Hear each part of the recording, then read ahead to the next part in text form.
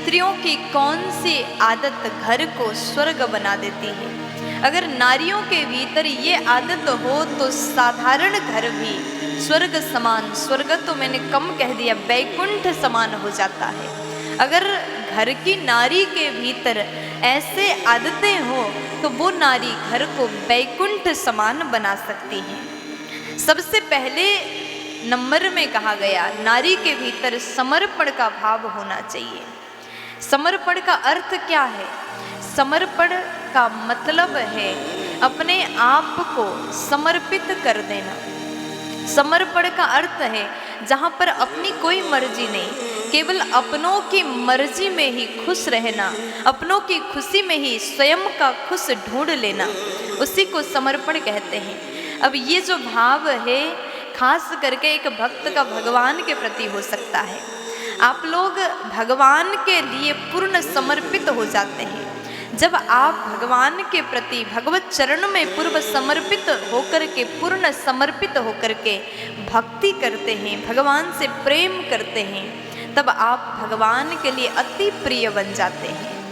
जब भक्त ने पूर्णतः समर्पण कर ही दिया तो ऐसे परिस्थिति में भगवान अपने भक्त के गुण दोष को नहीं देखते हैं, दोष को भी भगवान स्वीकार करते हैं, क्योंकि हमने तो अपने आप को स्वयं को समर्पित कर दिया।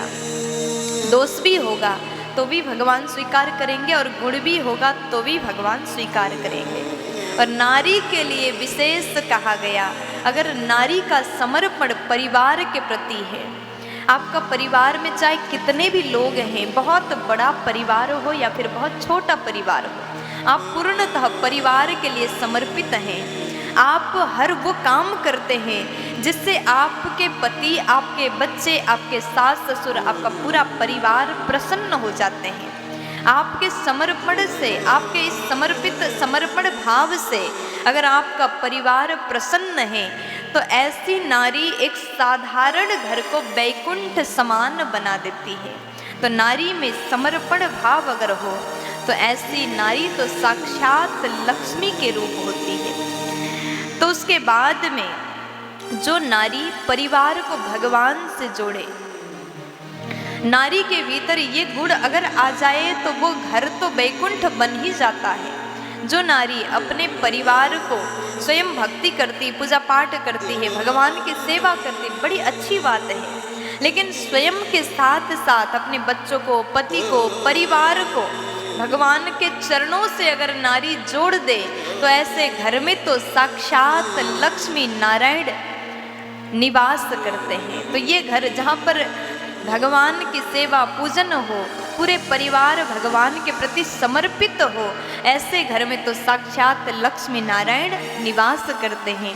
और जहाँ पर लक्ष्मी नारायण निवास करे वो घर साधारण नहीं, साक्षात बैकुंठ बन जाता है। और जो नारी भगवान को भोग लगा करके ही परिवार को भोजन कराती है, भगवान के प्रसाद सबको खिलाती है, ऐसे नारी घर को बैकुंठ बना देती है। ऐसे घर में तो भगवान समस्त देवी देवता निवास करते हैं। फिर उसके बाद में जो नारी अपने बच्चों को कथाओं से, सत्संग से जोड़ती है, जैसे कि अभी आप ये वीडियो को देख रहे हैं, साथ में अपने अपने परिवार को दिखाया, बच्चों को दिखाया, और ये अच्छी अच्छी बातें आप अपने बच्चों को सिखा रहे हैं, संतों से जोड़ रहे, सत्संग से जोड़ रहे हैं, तो ऐसे नारी अपने साधारण घर को भी बैकुंठ समान बना देती हैं। और जिस घर में ऐसी नारी रहे वो घर तो सदैव तरक्की करेगा। उस घर में कभी धन की कमी, लक्ष्मी की कमी कभी भी नहीं हो सकता। प्यार से बोल दीजिए ना।